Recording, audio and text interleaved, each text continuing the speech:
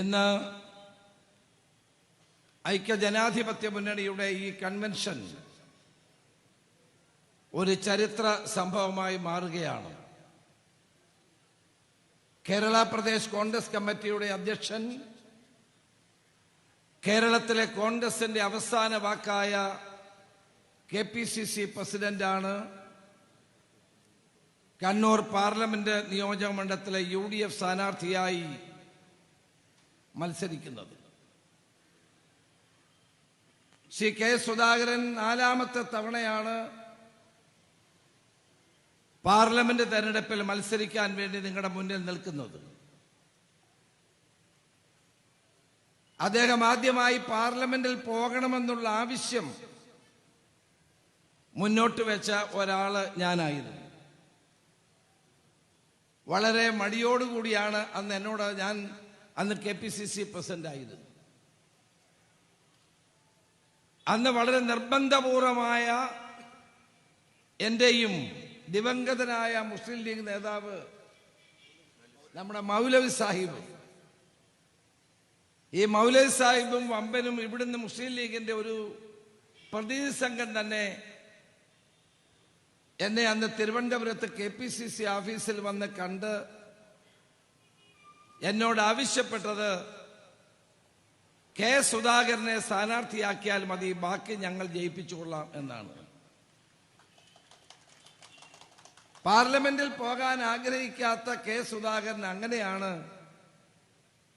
വലിയ ഭൂരിപക്ഷത്തോടെ, ഞാൻ ഇന്ന് ഓർക്കുന്നു, 50,000-ത്തിലധികം വോട്ടിന്റെ ഭൂരിപക്ഷത്തോടെ ഒരു ചരിത്ര വിജയം നേടി അന്ന് പാർലമെന്റിലേക്ക് പോയത്. കണ്ണൂരിലെ ജനങ്ങളുടെ മനസ്സിൽ ജീവിക്കുന്ന നേതാവാണ് ശ്രീ K.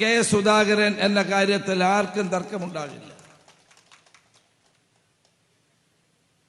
കേരളത്തിലെ കോൺഗ്രസ് പ്രവർത്തകർക്കും ഐക്യജനാധിപത്യ മുന്നണി പ്രവർത്തകന്മാർക്കും എന്നും ആവേശമായി പ്രത്യാശയായി നിലകൊണ്ടിട്ടുള്ള, രാഷ്ട്രീയ രംഗത്ത് എതിരാളികളുമായി സന്ധി ചെയ്യാത്ത രാഷ്ട്രീയത്തിന്റെ പ്രതീകമായ K. സുധാകരനെ അതുകൊണ്ടാണ് ജനങ്ങൾ തോളിലേറ്റുകയും ഹൃദയത്തിലേറ്റുകയും ചെയ്യുന്നത്. ഒരു പാർലമെന്റ് മെമ്പർ എന്ന നിലയിൽ ഈ നാടിന്റെ ആവശ്യങ്ങൾ മാത്രമല്ല, കേരളത്തിന്റെ മതനിരപേക്ഷത ഉയർത്തിപ്പിടിച്ചുകൊണ്ടുള്ള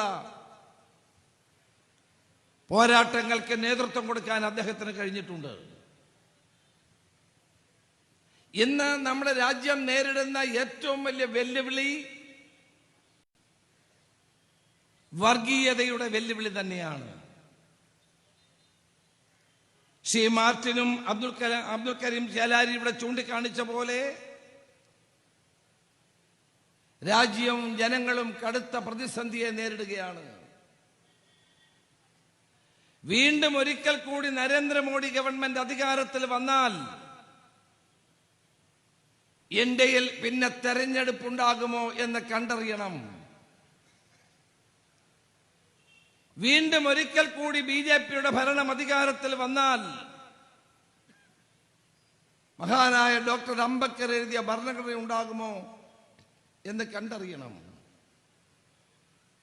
ഭരണഘടനാ മൂല്യങ്ങൾ മുഴുവൻ തകർക്കപ്പെടുന്നു. ജനാധിപത്യം കുരുതി കൊടുക്കപ്പെടുന്നു. പൗരാവകാശങ്ങളും ജനാധിപത്യ അവകാശങ്ങളെയും പിച്ചു ചീന്തുന്നു. ഏകാധിപത്യം അതിന്റെ എല്ലാ സീമകളെയും അതിലംഘിച്ചുകൊണ്ട് നിലനിൽക്കുന്ന ഒരു രാജ്യമായി ഇന്ത്യ ഇന്ന് മാറിക്കൊണ്ടിരിക്കുന്നു. കഴിഞ്ഞ 10 വർഷമായി രാജ്യം ഭരിക്കുന്നത് നരേന്ദ്രമോദി ഗവൺമെന്റാണ്. ഈ 10 വർഷത്തിനിടയിൽ എന്ത് നേട്ടമാണ് ഇന്ത്യക്ക് ഉണ്ടാക്കാൻ നരേന്ദ്രമോദിക്ക് കഴിഞ്ഞത്? ഇപ്പൊ നമ്മൾ ടെലിവിഷൻ എടുത്തു നോക്കിയാൽ മോഡിയുടെ ഗ്യാരണ്ടിയാണ് പറയുന്നത്. എല്ലാ ചാനലുകളും പത്രങ്ങളും പ്രാദേശിക പത്രങ്ങളും ചാനലുകളും എല്ലായിടത്തും മോഡിയുടെ ഗ്യാരണ്ടിയെ പറ്റിയാണ് പറയുന്നത്. നമ്മുടെ പണം, നമ്മൾ നികുതി അടയ്ക്കുന്ന പണം, ആ പണം ഉപയോഗിച്ചുകൊണ്ട് ഏകപക്ഷീയമായി രാജ്യത്ത് നരേന്ദ്രമോദിയുടെ തെരഞ്ഞെടുപ്പ് പ്രചാര വേലകൾ നടന്നുകൊണ്ടിരിക്കുന്നു. ഈ പ്രചാര വേലകൾ കാണുമ്പോൾ ഞാൻ ഓർക്കുന്നത് അടൽ ബിഹാരി വാജ്പേയിയുടെ 5 വർഷം പൂർത്തിയാക്കി വീണ്ടും തെരഞ്ഞെടുപ്പിനെ നേരിട്ട കാലഘട്ടത്തെ പറ്റിയാണ്. അന്ന് വാജ്പേയി പറഞ്ഞു, ഇന്ന് മോഡിയുടെ ഗ്യാരണ്ടി ആണെങ്കിൽ അന്ന് വാജ്പേയി പറഞ്ഞു, ഇന്ത്യ ഷൈനിങ്, ഇന്ത്യ തിളങ്ങുന്നു, ഇന്ത്യ തിളങ്ങുന്നു എന്ന് പറഞ്ഞ് പ്രചരിപ്പിച്ച് വീണ്ടും വാജ്പേയി ഗവൺമെന്റ് അധികാരത്തിൽ വരുമെന്നുള്ള വലിയ പ്രചരണ കോലാഹലമാണ് വാജ്പേയിയുടെ നേതൃത്വത്തിൽ ബിജെപി നടത്തിയത്. പ്രിയപ്പെട്ടവരെ, തെരഞ്ഞെടുപ്പ് കഴിഞ്ഞപ്പോൾ ഇന്ത്യയിൽ ബിജെപി അധികാരത്തിൽ നിന്ന് മാറ്റി, വാജ്പേയിയെ പ്രധാനമന്ത്രി സ്ഥാനത്ത് നിന്ന് മാറ്റി UPA ഗവൺമെന്റ് അധികാരത്തിൽ വന്ന ചരിത്ര മുഹൂർത്തത്തെ പറ്റി നമ്മൾ ഓർക്കണം. അതേ സാഹചര്യമാണ് ഇന്ത്യയിൽ ഇന്ന് ഉരുത്തിരിഞ്ഞു വരുന്നത്. മോഡി പറയുന്നു 400 സീറ്റ്. എന്തെല്ലാം പ്രചരണപരമായ പൊള്ളത്തരങ്ങളാണ് ഇവിടെ ഉയർത്തിപ്പിടിക്കുന്നത്.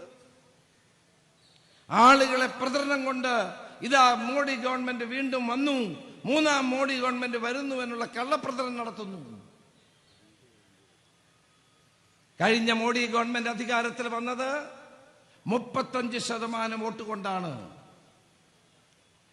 കോൺഗ്രസിന്റെ ലക്ഷ്യം 35% കഴിഞ്ഞുള്ള ബാക്കി വോട്ടുകൾ സമാഹരിക്കുക എന്നുള്ളതാണ്. അതിനുവേണ്ടിയാണ് നമ്മൾ ഇന്ത്യ മുന്നണി ഉണ്ടാക്കിയിരിക്കുന്നത്. 35 രാഷ്ട്രീയ പാർട്ടികളെ ഒരുമിപ്പിച്ച് നിർത്തിക്കൊണ്ട് BJP ഇതര പ്രതിപക്ഷ കക്ഷികളുടെ ദേശീയ മതേതര ഐക്യം രൂപപ്പെടുത്തിയെടുക്കാനാണ് ഇന്ന് കോൺഗ്രസ് ശ്രമിക്കുന്നത്. അതാണ് ഇന്ത്യ അലയൻസ്. വ്യത്യസ്ത അഭിപ്രായങ്ങളുള്ള പാർട്ടികളായതുകൊണ്ട് ചില്ലറ അഭിപ്രായ വ്യത്യാസങ്ങളൊക്കെ ഉണ്ടാകും. പക്ഷേ ഇന്ന് ദേശീയ തലത്തിൽ സീറ്റ് ചർച്ചകൾ പൂർത്തിയായി വരുമ്പോൾ എല്ലാ കക്ഷികളും ഒരേ രീതിയിൽ അണിനിരക്കുകയാണ്. ഉത്തർപ്രദേശിൽ മുലായം സിംഗ് യാദവിന്റെ മകൻ അഖിലേഷ് യാദവുമായി യോജിപ്പിലെത്തിയിരിക്കുന്നു.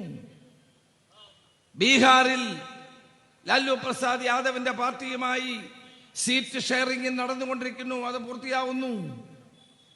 DMKയുമായിട്ടുള്ള അലയൻസ് പൂർത്തിയാകുന്നു. കർണാടകത്തിലും തെലങ്കാനയിലും അതിന്റെ ആവശ്യമില്ല. കേരളത്തിൽ നമ്മൾ മുന്നോട്ട് പോകുന്നു. മഹാരാഷ്ട്രയിൽ എനിക്ക് ചാർജുള്ള സ്റ്റേറ്റാണ്. ഉത്തർപ്രദേശ് കഴിഞ്ഞാൽ ഏറ്റവും കൂടുതൽ MP-മാരുള്ള 48 MP-മാരുള്ള സംസ്ഥാനമാണ് മഹാരാഷ്ട്ര. മഹാരാഷ്ട്രയിൽ മഹാവികാസ് അഗാഡി എന്നാണ് അതിന്റെ പേര്, മുന്നണിയുടെ പേര്. അവിടെ NCPയും ശിവസേനയും കോൺഗ്രസും ചേർന്നുകൊണ്ടുള്ള മഹാവികാസ് അഗാഡിയുടെ സീറ്റ് ചർച്ച അന്തിമഘട്ടത്തിലാണ്. കാശ്മീരിൽ നാഷണൽ കോൺഫറൻസുമായിട്ടുള്ള സീറ്റ് ചർച്ച അന്തിമഘട്ടത്തിലാണ്. ഡൽഹിയിൽ ആം ആദ്മി പാർട്ടിയുമായിട്ടുള്ള സീറ്റ് വിതരണം പൂർത്തിയായി. രാജസ്ഥാനിലും മധ്യപ്രദേശിലും കൂട്ടുകെട്ടില്ല. പക്ഷേ മുലായം സിംഗ് യാദവിന്റെ പാർട്ടിക്ക് നമ്മൾ സീറ്റ് കൊടുത്തു. ഗുജറാത്തിൽ നമ്മൾ ആം ആദ്മി പാർട്ടിക്ക് സീറ്റ് കൊടുത്തു. പഞ്ചാബിൽ അതിന്റെ ആവശ്യമില്ല, കാരണം കേരളം പോലെയാണ്. ഇവിടെ ഇന്ത്യ അലയൻസ് ഉണ്ടായാൽ അതിന്റെ ഗുണം BJPക്കാണ്. ആ ഗുണം അതേ സാഹചര്യമാണ് പഞ്ചാബിൽ. ചുരുക്കത്തിൽ ഇന്ത്യ മുന്നണി രാജ്യത്തെ 35% കഴിഞ്ഞ് ബാക്കിയുള്ള മുഴുവൻ ആളുകളെയും സമാഹരിച്ചുകൊണ്ടുള്ള വലിയൊരു ചരിത്രപരമായ ദൗത്യം നിറവേറ്റാൻ പോകുന്നു. നമ്മൾ ഒറ്റക്കെട്ടായി നിന്നുകൊണ്ട് പോരാടിയാൽ നരേന്ദ്രമോദിയെയും BJPയെയും താഴെയിറക്കി ഇന്ത്യ മുന്നണി അധികാരത്തിൽ വരുന്ന രാഷ്ട്രീയ സാഹചര്യം ഇന്ത്യയിൽ ഉരുത്തിരിഞ്ഞു വരികയാണ്. അതുകൊണ്ടാണ് കെ സുധാകരൻ മത്സരിക്കണമെന്ന് ഞങ്ങൾക്കൊക്കെ നിർബന്ധമുണ്ടായിരുന്നത്. സാധാരണ KPCC പ്രസിഡന്റുമാരാകട്ടെ, ഞാൻ KPCC പ്രസിഡന്റ് ആയിരുന്നപ്പോൾ എന്നോട് പാർലമെന്റിൽ മത്സരിക്കാൻ ശ്രീമതി സോണിയാഗാന്ധി എന്നോട് നേരിട്ട് ആവശ്യപ്പെട്ടതാണ്. ഞാൻ അന്ന് പറഞ്ഞത് എനിക്ക് തെരഞ്ഞെടുപ്പ് പ്രവർത്തനങ്ങൾക്ക് നേതൃത്വം കൊടുക്കണം, അതുകൊണ്ട് ഞാൻ മാറി നിൽക്കുന്നു എന്ന് പറഞ്ഞു. സുധാകരനും അതേ നിലപാടാണ് സ്വീകരിച്ചത്. പക്ഷെ അന്നത്തെ സാഹചര്യമല്ല ഇന്നുള്ളത്. ഓരോ സീറ്റും കോൺഗ്രസിന് പ്രാധാന്യമുള്ളതാണ്. ഛത്തീസ്ഗഡിലെ മുഖ്യമന്ത്രി ഭൂപേഷ് ബഘേൽ MLA ആണ്. അദ്ദേഹത്തോട് പാർട്ടി മത്സരിക്കാൻ പറഞ്ഞിരിക്കുകയാണ്. വരും ദിവസങ്ങളിൽ നിങ്ങൾക്കറിയാം, നിരവധി പ്രമുഖ നേതാക്കന്മാരോട് മത്സരിക്കാൻ പറയുകയാണ്. KPCC പ്രസിഡന്റ് ആയതുകൊണ്ട് മാറി നിൽക്കാമെന്ന് പറഞ്ഞ സുധാകരനെ ഞങ്ങൾ എല്ലാവരും കൂടി നിർബന്ധിച്ച് ഇന്ത്യൻ നാഷണൽ കോൺഗ്രസിന്റെ പ്രസിഡന്റ് അടക്കം, മല്ലികാർജുന ഖാർഗെ അടക്കം, സോണിയാഗാന്ധി അടക്കമുള്ളവർ നിർബന്ധിച്ചാണ് അദ്ദേഹത്തെ തെരഞ്ഞെടുപ്പിൽ മത്സരിക്കാൻ തീരുമാനിച്ചത്. കണ്ണൂരിലുള്ള ജനങ്ങളുടെ മനസ്സ് അറിയാവുന്ന, അവരുടെ മനസ്സിൽ ജീവിക്കുന്ന, അവരോട് ജീവിതം മുഴുവൻ കണ്ണൂരിലും കണ്ണൂരിലെ ജനങ്ങൾക്കും വേണ്ടി ഒഴിഞ്ഞുവെച്ച, മാർക്സിസ്റ്റ് പാർട്ടിയോട് നേരെ നിന്ന് പോരാടുന്ന പിണറായി വിജയനും രാഷ്ട്രീയമായ ബദലായി ഉയർത്തിക്കൊണ്ടുവരുന്ന ശ്രീ കെ സുധാകരൻ ഞങ്ങൾ പറഞ്ഞപ്പോൾ പാർട്ടിയുടെ തീരുമാനം ഞാൻ അംഗീകരിക്കുന്നു എന്ന് പറഞ്ഞുകൊണ്ട് അദ്ദേഹം തയ്യാറാവുകയാണ് ഉണ്ടായത്. വേറെ ഒരു മണ്ഡലത്തിലും അദ്ദേഹം മത്സരിക്കില്ല. ഞങ്ങളോട് പറഞ്ഞു, എനിക്ക് കണ്ണൂരുകാരെ വിശ്വാസമാണ്, അവരാണ് എന്റെ എല്ലാം. പിച്ചവെച്ച കാലം മുതൽ ഈ കണ്ണൂരിന്റെ മണ്ണിൽ കമ്മ്യൂണിസ്റ്റുകൾ പാർട്ടിക്കെതിരായി പോരാടിയ എനിക്ക് ഇവിടെ നിന്ന് മാത്രം മത്സരിച്ചാൽ മതി എന്ന് പറഞ്ഞുകൊണ്ട് കണ്ണൂരിനെ വീണ്ടും തിരഞ്ഞെടുക്കാൻ അദ്ദേഹം തയ്യാറായി. നിങ്ങൾക്കറിയാമല്ലോ, വടകരയിലെ MP കെ മുരളീധരനായിരുന്നു. തൃശൂരിലെ MP TN പ്രതാപനായിരുന്നു. ഞങ്ങളെ എല്ലാ നേതാക്കന്മാരും ഒരുമിച്ചിരുന്ന് ഡൽഹിയിൽ ആലോചിച്ച് വടകരയിൽ ഒരു പടക്കുതിര ഇറക്കണമെന്ന് തീരുമാനിച്ചു. അങ്ങനെയാണ് ഷാഫി പറമ്പിലിനെ സ്ഥാനാർത്ഥിയാക്കാനുള്ള തീരുമാനമെടുത്തത്. തൃശ്ശൂർ അങ്ങ് പിടിച്ചു കളയും, എടുത്തു കളയും അല്ലേ? തൃശ്ശൂർ ഞാനങ്ങ് എടുക്കുമെന്ന് പറഞ്ഞ സുരേഷ് ഗോപിക്ക് എടുക്കുകയും വേണ്ട, പിടിക്കുകയും വേണ്ട. ഇപ്പൊ പ്രചരണത്തിന് പോകുമ്പോ ആളുമില്ലാത്ത സ്ഥിതിയാണ്. അവിടെ കെ കരുണാകരന്റെ മകളെ കൊണ്ടുപോയി കോൺഗ്രസിനെ ദുർബലപ്പെടുത്താമെന്ന് പറഞ്ഞ BJPക്ക് കനത്ത പ്രഹരം കൊടുക്കാൻ വേണ്ടി തന്നെയാണ് കെ മുരളീധരനെ തൃശ്ശൂരിൽ മത്സരിപ്പിക്കാൻ നമ്മൾ തീരുമാനിച്ചത്. ഇതെല്ലാം കെ സുധാകരനും VD സതീശനും KC വേണുഗോപാലും എളിയവനായ ഞാനും ഞങ്ങൾ നേതാക്കന്മാരുമായി കൂടി ആലോചിച്ചെടുത്ത ഒരു തീരുമാനമാണ്.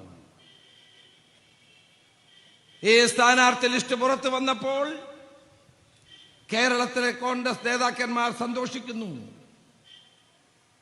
അപ്പോഴാണ് ഒരു പ്രശ്നം, ആലപ്പുഴയിൽ ആര് മത്സരിക്കും? കഴിഞ്ഞ തവണ 20-ൽ 19 സീറ്റും ജയിച്ചപ്പോൾ ആലപ്പുഴ കൈവിട്ടുപോയി. ചുണ്ടിനും കപ്പിനും ഇടയിലാണ് ഷാനിമോൾ ഉസ്മാൻ പരാജയപ്പെട്ടത്. ഞങ്ങൾക്കൊക്കെ വലിയ വിഷമം ഉണ്ടാക്കി ആലപ്പുഴക്കാരെന്നുള്ളത് എനിക്കുൾപ്പെടെ വിഷമമുണ്ടായൊരു കാര്യമാണ്. ഞങ്ങൾ പലവട്ടം ആലോചിച്ചു. ആ സന്ദർഭത്തിലാണ് ഞാനാണ് ശ്രീ KC വേണുഗോപാൽ ആയിരിക്കും ആലപ്പുഴയിലെ ഏറ്റവും പറ്റിയ സ്ഥാനാർത്ഥി എന്ന ഈ ആശയം മുന്നോട്ട് വെച്ചത്. കാരണം ഞാൻ അവിടുത്തെ ഒരു MLA കൂടിയാണ് ആ പാർലമെന്റ് മണ്ഡലത്തിലെ. KC വേണുഗോപാൽ രാജ്യസഭാ മെമ്പറാണ്. അദ്ദേഹത്തിന് 1.5 വർഷം ബാക്കിയുണ്ട്. ആ സന്ദർഭത്തിൽ അദ്ദേഹത്തെ ഇവിടെ നിർത്തുന്നതിനെ പറ്റി ആലോചിച്ചപ്പോൾ ലോകസഭയിലെ ഭൂരിപക്ഷം കിട്ടിയാലേ ഗവൺമെന്റ് ഉണ്ടാക്കാൻ കഴിയൂ. രാജ്യസഭയിൽ എത്ര വോട്ടുണ്ടായിട്ടും കാര്യമില്ല. അതുകൊണ്ടാണ് ഞങ്ങൾ ഒരുമിച്ചൊരു തീരുമാനമെടുത്തു. കോൺഗ്രസ് പ്രസിഡന്റിന്റെ അനുവാദത്തോടെ, രാഹുൽ ഗാന്ധിയുടെ അനുവാദത്തോടെ, കോൺഗ്രസിന്റെ സംഘടനാ ചുമതലയുള്ള പ്രിയങ്കരനായ KC വേണുഗോപാലിനെ ആലപ്പുഴയിൽ നിർത്താൻ തീരുമാനിച്ചു. ആ തീരുമാനം ഇന്നലെ ഞങ്ങൾ ഒരുമിച്ചുണ്ടായിരുന്നു ആലപ്പുഴയിൽ. ആയിരക്കണക്കിന് ആളുകൾ അവിടുത്തെ നേരത്തെ MP കൂടിയായ KC വേണുഗോപാലിനെ സ്വീകരിക്കാൻ ഇന്നലെ എല്ലാ പ്രദേശങ്ങളിലും തടിച്ചുകൂടിയിരുന്നു. അപ്പൊ എന്നോട് പലരും ചോദിച്ചു, സുധാകരനെയും വേണുവിനെയും ഒക്കെ നിർത്തി നിങ്ങൾ വിത്തെടുത്ത് കുത്തുകയാണോ എന്ന്. അത്യാവശ്യം വേണ്ടി വന്നാൽ വിത്തെടുത്ത് കുത്തേണ്ടി വരും. നരേന്ദ്രമോദിയെ താഴെ ഇറക്കാൻ അനിശ്ചിതരായ നേതാക്കന്മാരെ രംഗത്തിറക്കേണ്ടി വരും. ഇന്നലെ കണ്ടില്ലേ ഷാഫിയുടെ വടകരയിലെ കോട്ടക്കുന്നിൽ നടന്ന സമ്മേളനം, കോട്ടപ്പറമ്പിൽ നടന്ന സമ്മേളനത്തിൽ ആയിരങ്ങൾ പങ്കെടുത്തു. മുരളീധരൻ തൃശ്ശൂർ വന്നപ്പോൾ ആയിരക്കണക്കിന് ആളുകൾ പങ്കെടുത്തു. കേരളത്തിലെ കോൺഗ്രസ് ചരിത്രത്തിൽ ഏറ്റവും ആവേശകരമായ ഒരു സ്ഥാനാർത്ഥി നിർണയമാണ് UDF നടത്തിയിട്ടുള്ളത്. നിങ്ങളെ സാക്ഷി നിർത്തിക്കൊണ്ട് ഞാൻ പറയുന്നു, ഈ തവണത്തെ പാർലമെന്റ് തെരഞ്ഞെടുപ്പിൽ 2020 UDF നേടുമെന്ന കാര്യത്തിൽ തർക്കം വേണ്ട. അതിനു വേണ്ടിയിട്ടുള്ള കഠിനാധ്വാനം നമ്മൾ ഓരോരുത്തരും നടത്തണം. കേന്ദ്ര ഗവൺമെന്റിനും കേരളത്തിലെ ഗവൺമെന്റിനുമെതിരായ പോരാട്ടമാണ് നമ്മൾ നടത്തുന്നത്.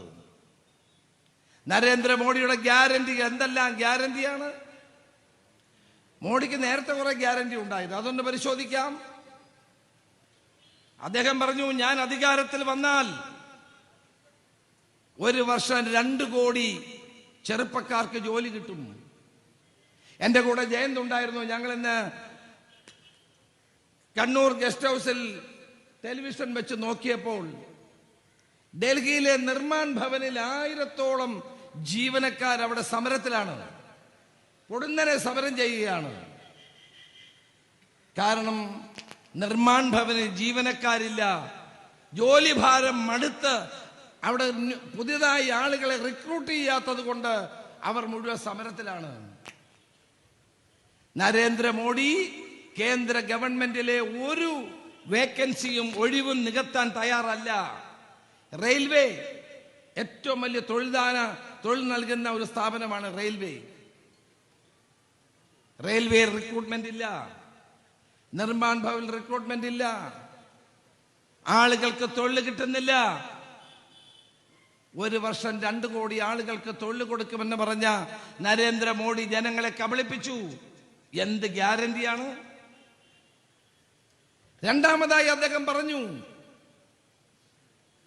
വിദേശ രാജ്യങ്ങളിൽ കള്ളപ്പണമുണ്ട് ഇന്ത്യക്കാരുടെ. ആ കള്ളപ്പണം മുഴുവൻ തിരികെ കൊണ്ടുവരും. എന്നിട്ട് ഇന്ത്യയിലെ ഓരോ പൗരന്റെയും അക്കൗണ്ടിൽ 15 ലക്ഷം രൂപ ഞാൻ ഇട്ടുതരും. വർഷം 10 കഴിഞ്ഞു, ഒരാൾക്കും 1 രൂപയും ബാങ്ക് അക്കൗണ്ടിൽ വന്നില്ല. ഇതാണോ ഗ്യാരണ്ടി? അദ്ദേഹം പറഞ്ഞു, ഇന്ത്യയിലെ കർഷകന്റെ വരുമാനം 2 ഇരട്ടിയായി വർദ്ധിപ്പിക്കും. ഇന്ത്യയിലെ കർഷകൻ ഡൽഹിയിൽ സമരം ചെയ്യുകയാണ്. ഡൽഹിയുടെ അതിർത്തിയായ ഹരിയാന ബോർഡറിൽ സമരം ചെയ്ത് വെടിയുണ്ടകളേറ്റ് 3 കർഷകരാണ് മരിച്ചത്. ഓരോ മിനിറ്റിലും ഇന്ത്യയിൽ ഓരോ കർഷകൻ ആത്മഹത്യ ചെയ്യുന്നു. ഇതാണോ നരേന്ദ്രമോദി നൽകിയ ഗ്യാരണ്ടി? ഇതാണോ കർഷകന്റെ വരുമാനം 2 ഇരട്ടിയായി വർദ്ധിപ്പിക്കുമെന്ന് പറഞ്ഞത്? മോഡി മറ്റൊരു ഗ്യാരണ്ടി, ഇന്ത്യയിൽ 100 സ്മാർട്ട് സിറ്റികൾ ആരംഭിക്കുമെന്നാണ്. 1 സ്മാർട്ട് സിറ്റി പോലും ഇന്ത്യയിൽ ഒരിടത്തും ആരംഭിച്ചില്ല. മോഡിയുടെ മറ്റൊരു ഗ്യാരണ്ടി ആയിരുന്നു മേക്ക് ഇൻ ഇന്ത്യ പദ്ധതി നടപ്പാക്കും. മേക്ക് ഇൻ ഇന്ത്യ പദ്ധതി നടപ്പാക്കിയതില്ലെന്ന് മാത്രമല്ല, കേരളത്തിലെ റബ്ബർ കർഷകരെ മേക്ക് ഇൻ ഇന്ത്യയിൽ പദ്ധതി ഉൾപ്പെടുത്തി അവരുടെ വരുമാനം വർദ്ധിപ്പിക്കുമെന്ന് പറഞ്ഞു. റബ്ബർ വെട്ടാൻ പോലും ആളിനെ കിട്ടാത്ത അവസ്ഥയാണ്.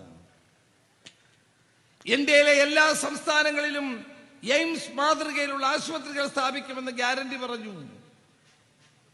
ഒരിടത്തും അത് നടപ്പാക്കാൻ 3-4 സംസ്ഥാനങ്ങൾ ഒഴിച്ച് എല്ലായിടത്തും നടപ്പാക്കാൻ കഴിഞ്ഞില്ല.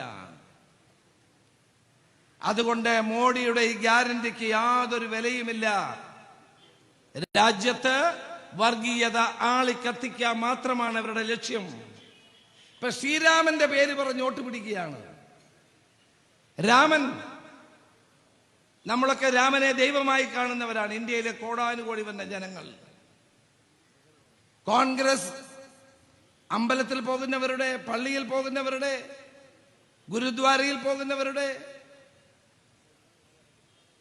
ജൈനസഭകളിൽ പോകുന്നവരുടെ, ഒരു മതത്തിലും വിശ്വസിക്കാത്തവരുടെ പാർട്ടിയാണ്. നമ്മളാരും മതവിശ്വാസങ്ങൾക്കെതിരല്ല. പക്ഷേ ഇന്ത്യയുടെ പ്രധാനമന്ത്രി സരയൂ നദിയുടെ തീരത്ത് ശ്രീരാമൻ പ്രാണപ്രതിഷ്ഠ നടത്തിയ നടപടിയോട് നമ്മൾക്ക് വിയോജിപ്പുണ്ട്. കാരണം ആ ജോലി ചെയ്യേണ്ട ആൾ പ്രധാനമന്ത്രി അല്ല. എന്താണ് പ്രാണപ്രതിഷ്ഠ? വിഗ്രഹത്തിന് ജീവൻ കൊടുക്കുന്നതാണ് പ്രാണപ്രതിഷ്ഠ എന്ന് പറയുന്നത്. ആദിശങ്കരൻ 4 ശങ്കരാചാര്യ മഠങ്ങളാണ് ഇന്ത്യയിൽ നിർമ്മിച്ചത്. അവരാണ് ഹിന്ദു മതത്തിന്റെ പ്രാമാണിക അവകാശപ്പെടാൻ കഴിയുന്നവർ.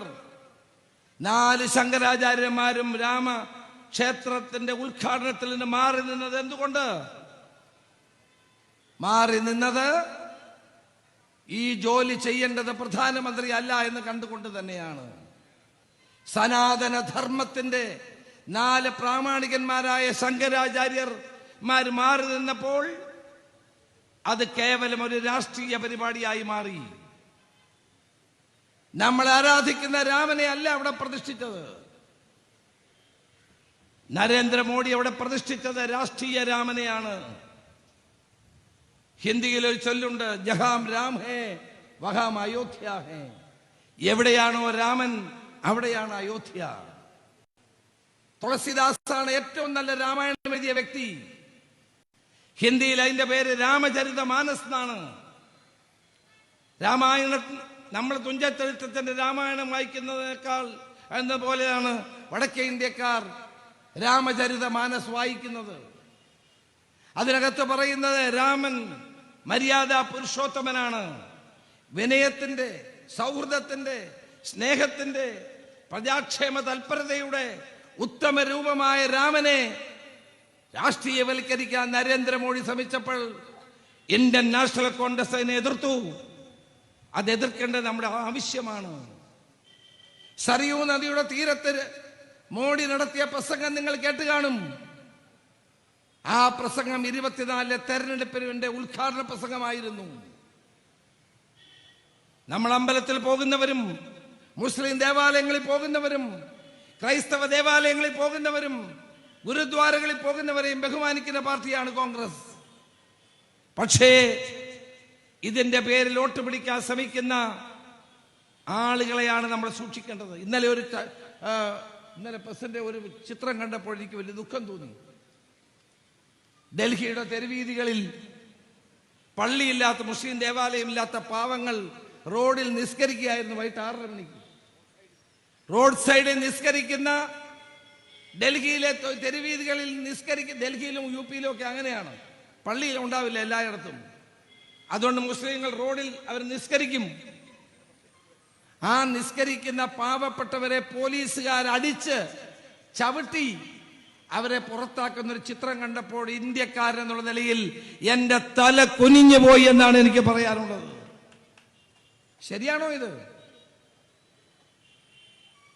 ഇത് ഗാന്ധിയുടെ നാടാണ്.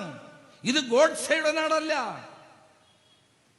ഗാന്ധിയുടെ നാട്ടിൽ ഇത് നടക്കുന്നത് ശരിയാണോ?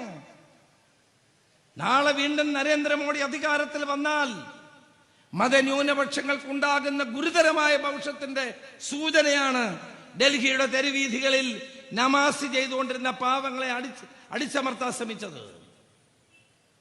വർഗീയതക്കെതിരെയുള്ള പോരാട്ടമാണ് ഈ പാർലമെന്റ് തെരഞ്ഞെടുപ്പിൽ നടക്കുന്നത്.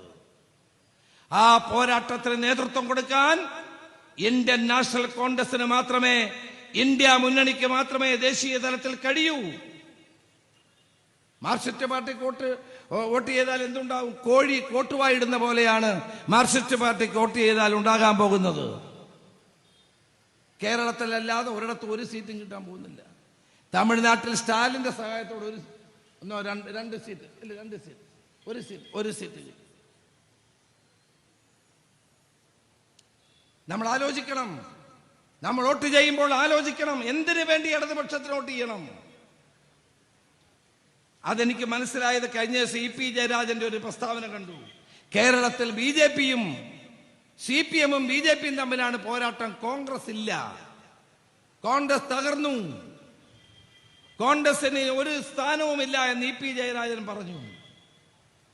അവിടെയാണ് CPMഉം BJPയും തമ്മിലുള്ള അന്തർധാര വ്യക്തമാകുന്നത്. EP ജയരാജൻ വെറും ഒരു വ്യക്തിയല്ല, LDF കൺവീനറാണ്. അദ്ദേഹം പറഞ്ഞത്, കേരളത്തിൽ നിയമസഭയിലോ പാർലമെന്റിലോ പോലും ഒരു സീറ്റില്ലാത്ത, ഒരു ജില്ലാ പഞ്ചായത്തില്ലാത്ത, ഒരു മുനിസിപ്പാലിറ്റി മാത്രം ഭരിക്കുന്ന, വിരലെണ്ണാവുന്ന പഞ്ചായത്തുകളിൽ പോലും ഭൂരിപക്ഷമില്ലാത്ത BJPയും CPMഉം തമ്മിലാണ് പോരാട്ടമെന്ന് പറയുന്നതിന്റെ അർത്ഥം BJPയെ വളർത്താൻ CPM തീരുമാനിച്ചിരിക്കുന്നു എന്നുള്ളതാണ് അതിന്റെ അർത്ഥം. കേരളത്തിൽ LDF കൺവീനറുടെ പ്രസ്താവന, അതിന്റെ പിന്നിൽ കേരളത്തിന്റെ മുഖ്യമന്ത്രി പിണറായി വിജയനാണ്.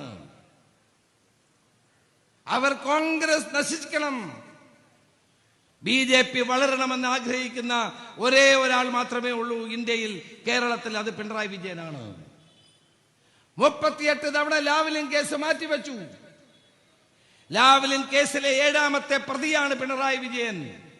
ലാവ്ലിൻ കേസ് സുപ്രീം കോടതി വന്നാൽ CBIയുടെ വക്കീലിന് അന്ന് പനിയാണ്, അല്ലെങ്കിൽ പിണറായി വിജയന്റെ വക്കീലിന് അന്ന് കുളിരാണ്. 38 തവണയാണ് സുപ്രീം കോടതിയുടെ ചരിത്രത്തിൽ ഒരിക്കലും ഉണ്ടാകാത്ത നിലയിൽ ആ കേസ് മാറ്റിവെക്കപ്പെടുന്നത്. സ്വർണ്ണക്കള്ളക്കടത്ത് കേസുണ്ടായി, ഒരു നോട്ടീസ് അയക്കാൻ പോലും കേന്ദ്ര ഏജൻസികൾ തയ്യാറായില്ല. പിണറായി വിജയന്റെ പ്രിൻസിപ്പൽ സെക്രട്ടറി 3 വർഷം ശിവശങ്കരൻ ജയിലിൽ കിടന്നു. മുഖ്യമന്ത്രിക്ക് ഒരു നോട്ടീസ് അയച്ചില്ല. നിങ്ങൾ കാണണം, മുഖ്യമന്ത്രിയുടെ മകൾക്കെതിരായ ആരോപണം ഉണ്ടാകുന്നു. അന്വേഷണം ഇനി 3 മാസം കഴിഞ്ഞേ ഉള്ളൂ, ഇലക്ഷൻ കൂടെ കഴിഞ്ഞിട്ടേ ഉള്ളൂ. കേന്ദ്ര ഏജൻസികളുമായി ഈ നീക്കം നിങ്ങൾ പരിശോധിച്ചാൽ കേരളത്തിൽ BJPയും CPMഉം തമ്മിലുള്ള അന്തർധാര വളരെ വ്യക്തമാണ്. രണ്ടുപേരുടെയും ലക്ഷ്യം കോൺഗ്രസിനെ തകർക്കുക, UDFനെ തകർക്കുക. കഴിഞ്ഞ തെരഞ്ഞെടുപ്പിൽ 69 സീറ്റുകളിൽ CPMന് BJPയുടെ വോട്ട് കിട്ടി. കഴിഞ്ഞ നിയമസഭാ തെരഞ്ഞെടുപ്പിൽ UDFന്റെ വോട്ട് 40%, LDFന്റെ വോട്ട് 44%. അതിന്റെ മുന്നേ നടന്ന പാർലമെന്റ് തെരഞ്ഞെടുപ്പിൽ BJPക്ക് കിട്ടിയത് 14%. ആ 14%ത്തിൽ നിന്ന് BJP 10%-ആയി കുറഞ്ഞു. ആ 4% CPMന് പോയപ്പോഴാണ് 44% CPMന് LDFന് വോട്ട് കൂടിയത്. കാരണം മോഡി ആഗ്രഹിക്കുന്നു കോൺഗ്രസ് മുക്ത ഭാരതം. കേരളത്തിൽ കോൺഗ്രസ് നേതൃത്വത്തിൽ ഗവൺമെന്റ് വരരുത്, പിണറായി വിജയൻ വന്നാലും പ്രശ്നമില്ല എന്ന് കണ്ടുകൊണ്ടാണ് അവർ വോട്ട് ചെയ്യുന്നത്. കണ്ണൂർ ജില്ലയിൽ കൊലപാതക രാഷ്ട്രീയം ഇപ്പോഴുണ്ടോ? അക്രമ രാഷ്ട്രീയമുണ്ടോ? ഉണ്ടാകാതിരിക്കട്ടെ എന്ന് ഞാനും ആഗ്രഹിക്കുന്നു. പിണറായി വിജയനും BJPയും തമ്മിലുള്ള സൗഹൃദമാണ് ഇതിന്റെ ആധാരമെന്ന് മനസ്സിലാക്കാൻ നമുക്ക് പാടൂർ പഠിക്കൽ പോകേണ്ട കാര്യമില്ല.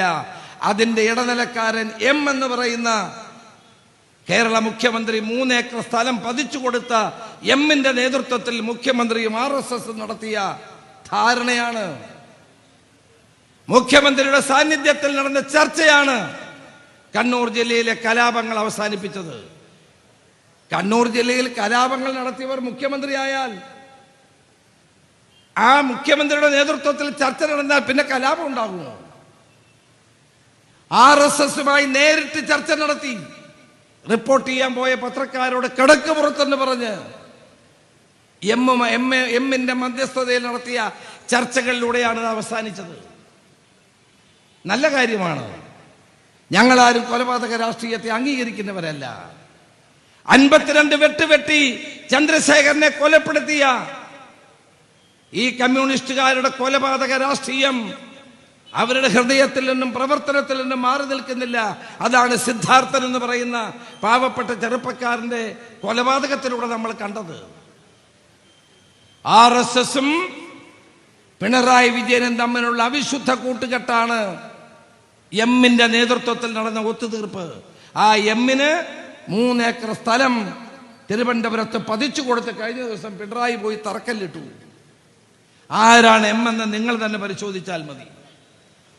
നമ്മളൊരു കാര്യം മനസ്സിലാക്കണം. ഈ പാർലമെന്റ് ഞാൻ എൻ്റെ വാക്കുകൾ അവസാനം ഒത്തിരി നേതാക്കന്മാർ സംസാരിക്കാനുണ്ട്. ഈ പാർലമെന്റ് തെരഞ്ഞെടുപ്പ് BJPയെ താഴെ ഇറക്കാനുള്ള തെരഞ്ഞെടുപ്പാണ്. BJPക്ക് കേരളത്തിൽ അക്കൗണ്ട് തുറക്കാൻ അവസരം കൊടുക്കുന്നത് CPM ആണ്. നേമത്തൊരു സീറ്റ് ഉണ്ടായിരുന്നു. ഞങ്ങൾ K മുരളീധരനെ അവിടെ മത്സരിച്ചപ്പോഴാണ് BJPയുടെ സീറ്റ് O രാജഗോപാലന്റെ സീറ്റായിരുന്ന നേമം BJP പരാജയപ്പെട്ടത്. തൃശ്ശൂരിൽ ഞങ്ങൾ K മുരളീധരനെ നിർത്തുന്നത് തൃശ്ശൂർ അങ്ങ് പിടിച്ചു കളയുമെന്ന് പറഞ്ഞ BJPക്കും RSSനുമുള്ള മറുപടിയാണ്. ഈ തവണയും ഞാൻ നിങ്ങളെ സാക്ഷി നിർത്തി പറയുന്നു, കേരളത്തിൽ BJP അക്കൗണ്ട് തുറക്കാൻ പോകുന്നില്ല. അത് ഞങ്ങൾ അനുവദിക്കാൻ പോകുന്നില്ല. മാർക്സിസ്റ്റ് പാർട്ടിയും BJPയും തമ്മിലുള്ള അവിശുദ്ധമായ ഈ കൂട്ടുകെട്ട്, ആ കൂട്ടുകെട്ട് കേരളത്തിന് ആപത്താണ്. മതനിരപേക്ഷത ഉയർത്തിപ്പിടിച്ചുകൊണ്ട്, മതന്യൂനപക്ഷങ്ങളെ സംരക്ഷിച്ചുകൊണ്ട് മുന്നോട്ട് പോകാൻ ദേശീയ തലത്തിൽ കോൺഗ്രസിനും ഇന്ത്യ മുന്നണിക്കും മാത്രമേ കഴിയൂ. കേരളത്തിൽ UDFന് കഴിയൂ. ഇവിടെ ഒരു ഭരണമുണ്ടോ? അത് ഫിറോസ് പറയും. ഞാൻ ഫിറോസിന് വിട്ടുകൊടുക്കുക. ഇവിടെ ഭരണമുണ്ടോ? ജോലി ചെയ്യുന്ന സർക്കാർ ജീവനക്കാർക്ക് ശമ്പളമില്ല, ജീവനക്കാർക്ക് പെൻഷനില്ല. 52 ലക്ഷം ക്ഷേമ പെൻഷൻകാർക്ക് ക്ഷേമ പെൻഷൻ ഇല്ല.